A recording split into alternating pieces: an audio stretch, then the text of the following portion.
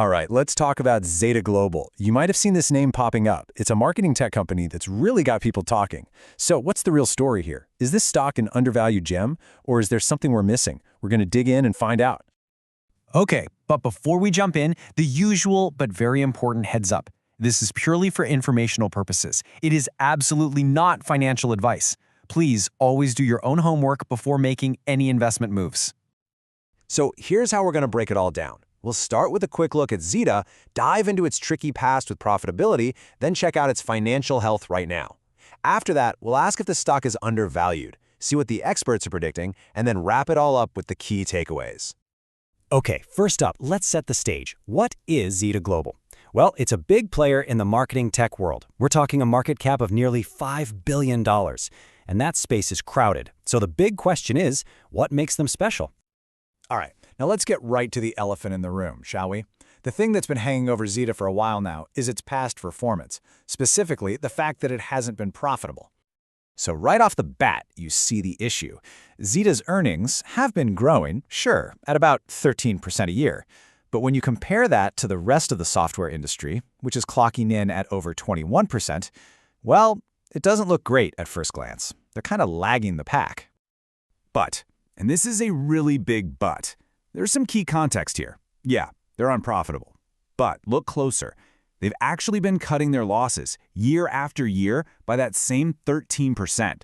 So they're moving in the right direction, consistently. That's a trend you love to see. And then you see this number, 26.6%. What's that?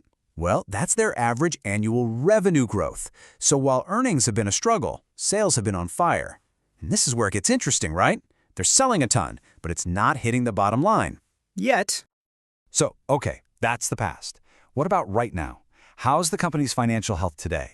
I mean, do they have the strength to actually reach that profitability finish line? Let's take a look at the books. First things first, cash. How much do they have in the bank? Over $365 million. Now, for a company that's still in the red, having that much cash on hand, that's a huge safety net. It's breathing room. And on the flip side, what about debt? What do they owe? That number comes in at just under $197 million. So you do the math, right? They have way more cash than they have debt. This is a fantastic sign. For a company that isn't profitable yet, this is a picture of really solid financial health. It gives them flexibility, and it means they're not in any immediate danger. Okay, so the company's finances look solid. But what about the stock? Is it a good deal right now? That's the million-dollar question. And it's tricky, because for a company that isn't profitable, you can't just use a simple PE ratio. We've got to get a little more creative. So we're going to look at what's called the price-to-sales ratio, or PS ratio. All this does is it compares the company's stock price to its sales. It basically answers the question, how much am I paying for $1 of ZETA's revenue? It's the perfect tool for a company just like this. And when we do that, things get pretty interesting. ZETA's PS ratio is sitting at 4. Now, compare that to its direct competitors. Their average is 5.6, and the software industry as a whole, that's a 5.1. You see what's happening here? You're paying less for $1 of ZETA sales than you would for its peers. So the conclusion here is pretty straightforward. Based on this one metric, the price-to-sales ratio, ZETA actually looks like it could be a pretty good value. It seems, well, kind of cheap compared to everyone else. All right, so we've got a rocky past and a pretty solid present. But honestly, the part of the story that might get you most excited is what's coming next. Let's look at what the analysts are forecasting for ZETA's future. Okay, brace yourself for this number. The forecast for annual earnings growth, 169.3%. Yeah, you heard that right. That is a huge number. It's basically screaming that a massive turnaround could be just around the corner. And of course, a number like that leads to the one question that really matters, the one we've been building up to this whole time. With that kind of growth, when does ZETA actually become profitable?